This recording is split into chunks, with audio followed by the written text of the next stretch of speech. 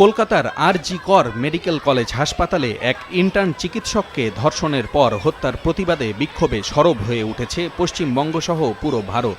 রাত দখল করো কর্মসূচির অংশ হিসেবে গতরাতে কলকাতার বিভিন্ন এলাকা থেকে রাজপথে বিক্ষোভে নামেন নারী সমাজ সহ বিভিন্ন শ্রেণী পেশার মানুষ।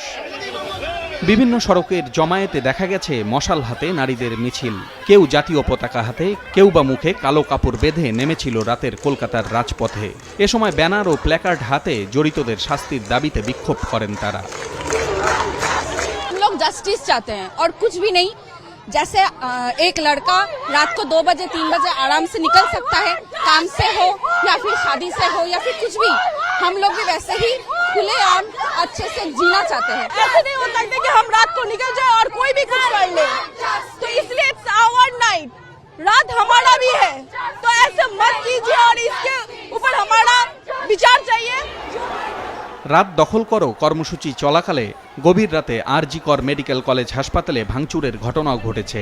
এ সময় হাসপাতালের জরুরি বিভাগ ও পুলিশের কয়েকটি গাড়ি ভাঙচুর করা হয়, তবে কারা এর সঙ্গে জড়িত তা নিশ্চিত করেনি পুলিশ।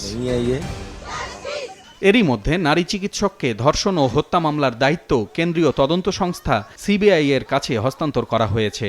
দোষীদের খুঁজে বের করে কঠোর শাস্তির দাবি জানিয়েছেন মুখ্যমন্ত্রী মমতা ব্যানার্জিও।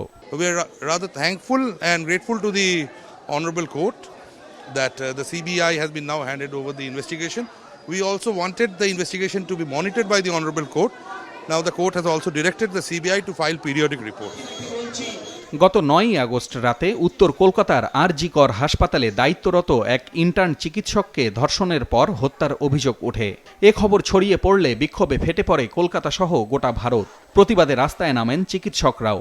বিভিন্ন স্থানে চিকিৎসকদের কর্মবিরতি প্রত্যাহার করে কাজে যোগ দেওয়ার আহ্বান জানিয়েছে পশ্চিমবঙ্গ সরকার।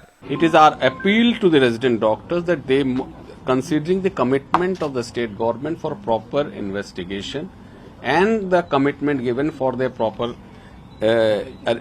arrangements, they must return to their services considering the commitment shown by the state government.